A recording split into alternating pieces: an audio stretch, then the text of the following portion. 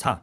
두 엔진이 고장나고 랜딩 기어가 없는 상태에서도 조종사들은 역사상 최고의 동체 착륙을 했습니다. 그럼에도 불구하고 이렇게 많은 사람들이 희생된 이유는 안녕하세요. 재테크 읽어주는 파일럿입니다.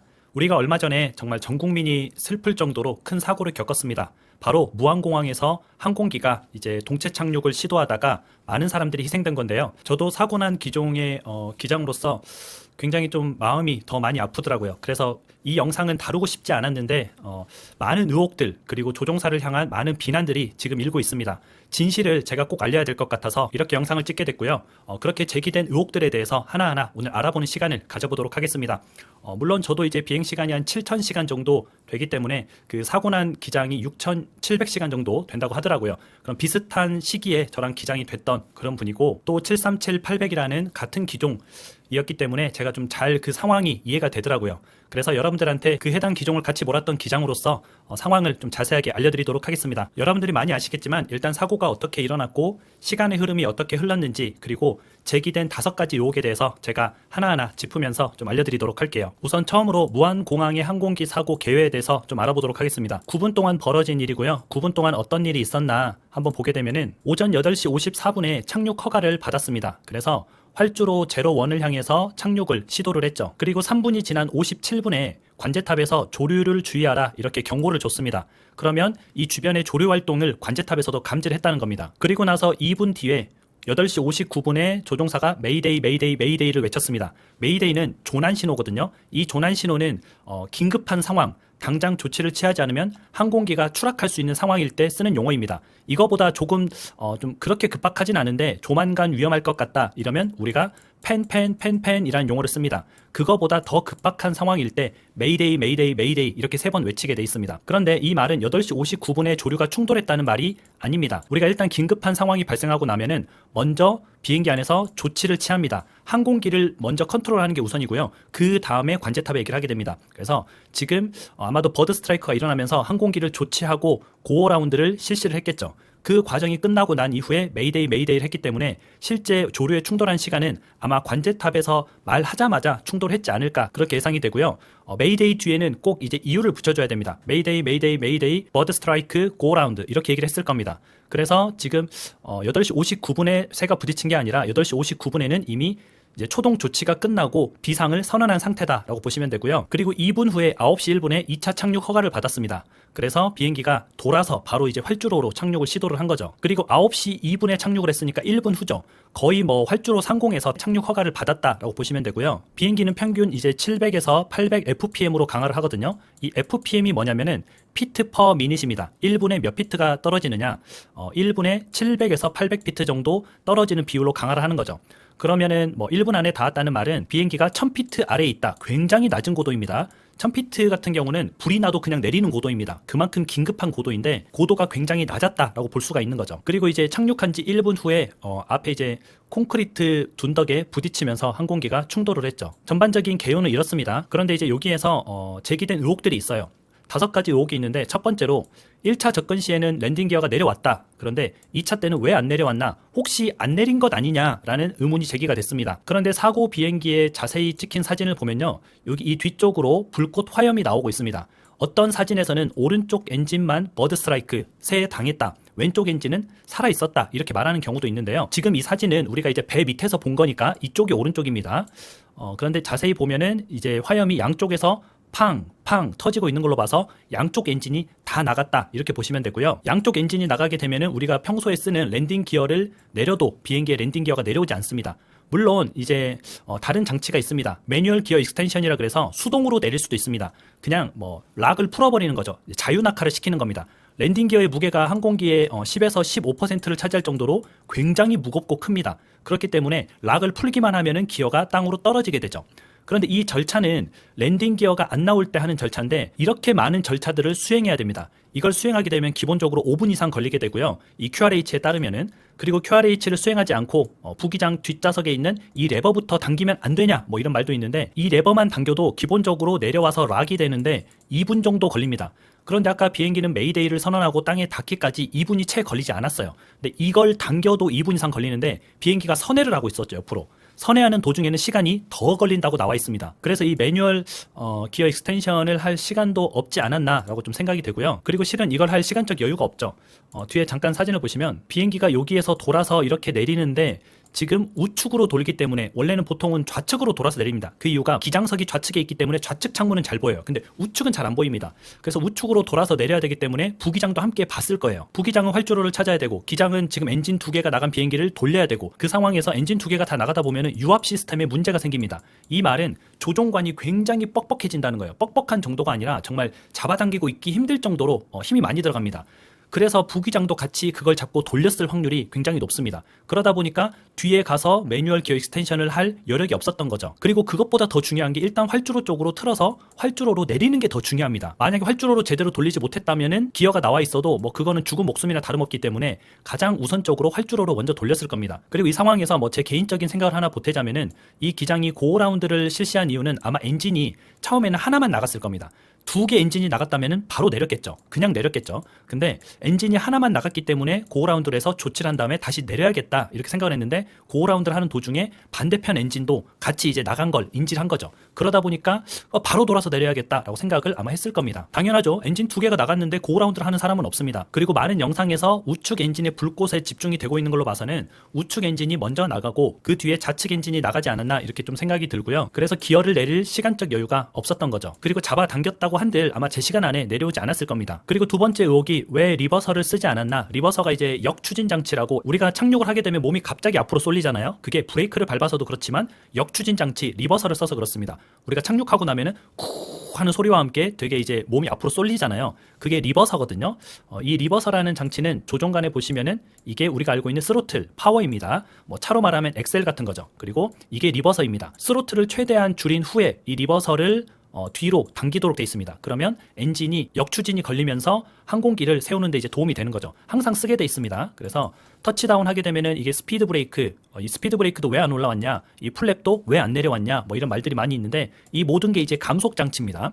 터치다운을 딱 하게 되면은 스피드 브레이크는 자동으로 내려오게 됩니다. 그래서 부기장은 스피드 브레이크스 업 이런 콜을 하죠. 그럼 기장은 체크 그리고 나서 이후에 이 리버서를 뒤로 당깁니다. 이 리버서를 당기게 되면 이 상단에 리버서가 그린이라는 색깔로 떠요. 그러면 부기장은 투 리버서 그린 하면 기장은 체크 이렇게 하는 게 순서인데 이 스피드 브레이크도 안 올라오고 이 플랩도 내리지 않았다. 그리고 리버서도 작동하지 않았다. 이 말은 지금 엔진 2개가 다 나가야 그게 말이 됩니다. 물론 이 플랩 같은 경우에는 또 이제 엔진이 나가도 수동으로 내릴 수도 있습니다. 하지만 그것도 시간이 2분 정도 소요가 되죠. 결국에는 이것저것 하기에는 시간이 너무 짧았고 일단 활주로로 내리는 거에 좀 집중을 했다라고 보시면 되고요. 실제 리버서를 사용을 했습니다. 작동을 안 했을 뿐이죠. 이 리버서가 열리긴 열렸거든요. 기장은 착륙을 해서 그 리버서를 잡아당겼다는 겁니다. 열렸지만 엔진이 안 돌아가고 있으니까 리버서가 당연히 작동될 리는 없죠. 이게 열리는 것과 실제 역추진을 하는 것은 다른 개념입니다. 이 뚜껑은 열릴 수 있어요. 기계적으로. 하지만 엔진이 작동하지 않았기 때문에 역추진은 걸리지 않았다라고 보시면 되고요. 세 번째 의혹은 왜 반대편 활주로에 내렸나 뭐 이런 의혹인데요. 이렇게 아까 봤던 그림을 볼게요. 여기에서 지금 고어라운드를 하는 도중에 양쪽 엔진이 잘못됐다는 걸 알았습니다. 그러면 만약에 이쪽으로 돌아서 다시 내리려고 하면은 패턴이 굉장히 좀 길어지죠.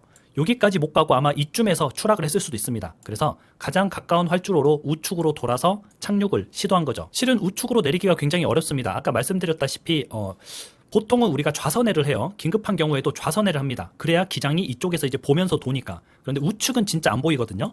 우리가 이제 김해공항에 접근할 때도 이런 비슷한 절차가 있습니다. 우측으로 돌아서 내리는. 그래서 이제 부기장이 항상 확인을 같이 해줘요. 높이가 맞는지 틀린지 같이 확인을 해주는 절차가 있는데 그런 것처럼 우측으로 돌아서 내리는 게 힘듦에도 불구하고 우측을 선택할 수밖에 없었던 이유는 너무 낮은 고도 때문에 그럴 수밖에 없었다라고 보시면 될 것 같습니다. 그리고 이제 왜 활주로 중간에 내렸냐, 활주로 끝에서 내렸으면 여유가 충분하지 않았냐 이런 말을 하는데 우리가 일단 두 엔진이 나가면 무조건 활주로 방향으로 틀도록 하고 있습니다.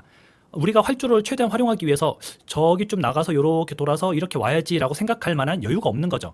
그리고 실제 이렇게 시도를 했다가 만약에 활주로에 도달하지 못하면 그거는 그냥 전원 사망입니다.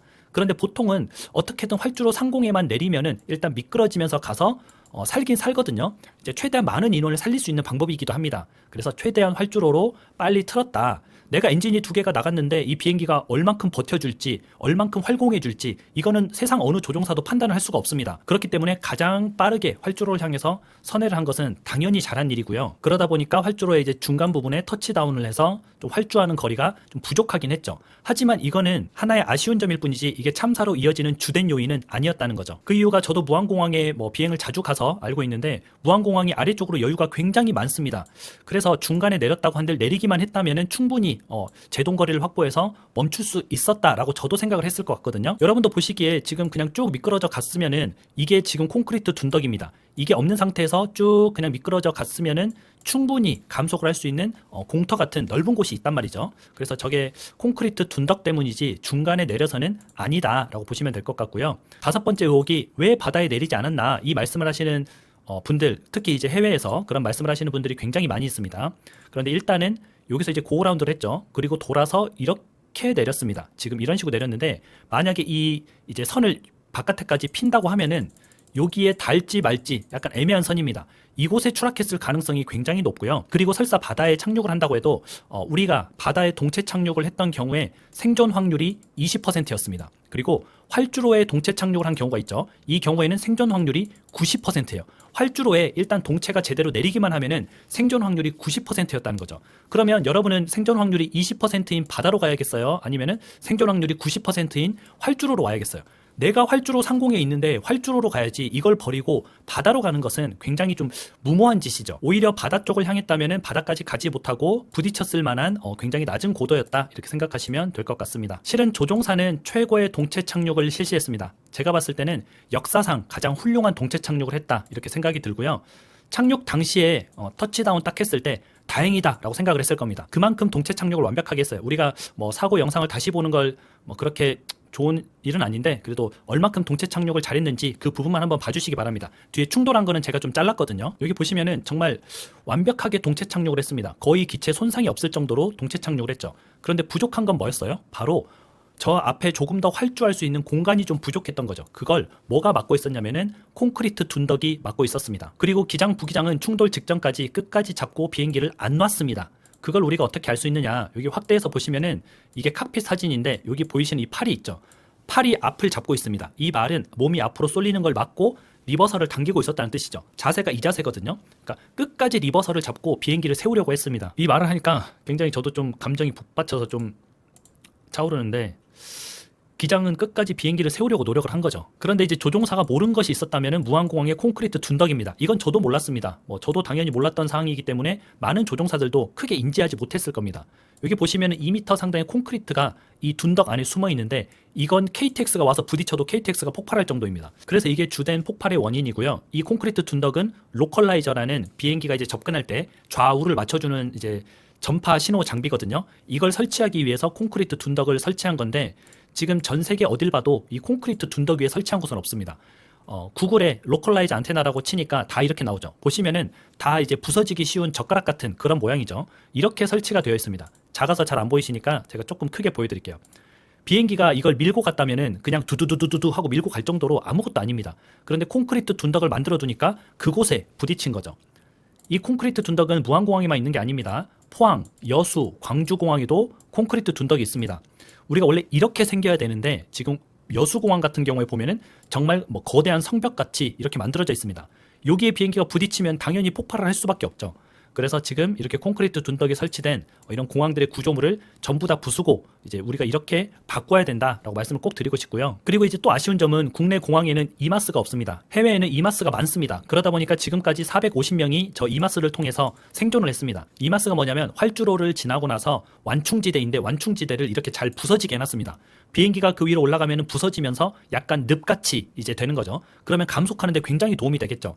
근데 이 이마스를 설치 안 하는 이유가 일회성입니다. 한 번 사용해서 부서지면은 이걸 다시 깔아야 돼요. 근데 사람 생명보다 중요한 게 없습니다. 이건 다시 까는 건 돈의 문제지 사람 생명이 가장 중요한 거잖아요. 그래서 국내 공항에도 활주로 끝단을 지나서는 이런 이마스 장비를 꼭 설치해야 된다. 콘크리트 둔덕을 없애야 되고 이마스 장비를 설치하면은 저런 이제 랜딩 기어가 안 내려오는 상황, 감속을 시킬 수 없는 상황, 저런 상황에서도 많은 생명을 구할 수 있다. 그걸 좀 말씀드리고 싶고 지금 여론이 죽어서 말이 없는 조종사한테 계속 가고 있습니다. 왜 활주로 중간에 내렸냐? 왜 랜딩 기어를 안 내렸냐? 이렇게 하면서 조종사한테 몰아가는데 죽어서 말이 없는 조종사한테 그렇게 몰아가지 말고 콘크리트 벽을 세운 책임자부터 지금 우리가 찾아야 됩니다. 아까 말씀드렸다시피 조종사는 역사상 최고의 동체 착륙을 했습니다. 만약 저한테 저렇게 동체 착륙을 하라고 해도 저도 못할 정도거든요. 그래서 정말 기장과 부기장은 최선을 다해서 비행기를 착륙시켰다. 그리고 내렸을 때는 살았다. 이렇게 생각을 했을 텐데 단 몇 초 뒤에 비행기가 멈추지 않고 앞에 콘크리트 벽이 설치되어 있는 걸 봤을 때는 뒤에 179명의 승객과 승무원을 태웠을 때 그들을 데리고 콘크리트 벽으로 돌진했을 때 그 마음은 우리가 아마 헤아리기 힘들 겁니다. 그리고 많은 해외 언론 및 전문가들이 이 참사의 주 원인은 콘크리트 둔덕이라고 얘기를 하고 있습니다.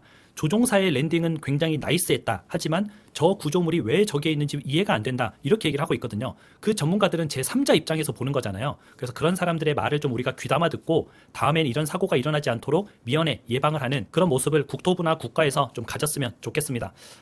그리고 이제 이 사고로 이제 정말 황망하게 떠난 이제 우리의 국민이죠. 우리의 친구들이자 우리의 국민이고 또 우리가 될 수 있었던 그런 상황인데 잠시나마 그분들을 위해서 조금 함께 영면을 바라는 마음을 가졌으면 좋겠습니다. 저도 이 방송을 찍으면서 계속 이제 울컥울컥 올라와서 제대로 방송을 못 찍은 것 같은데요.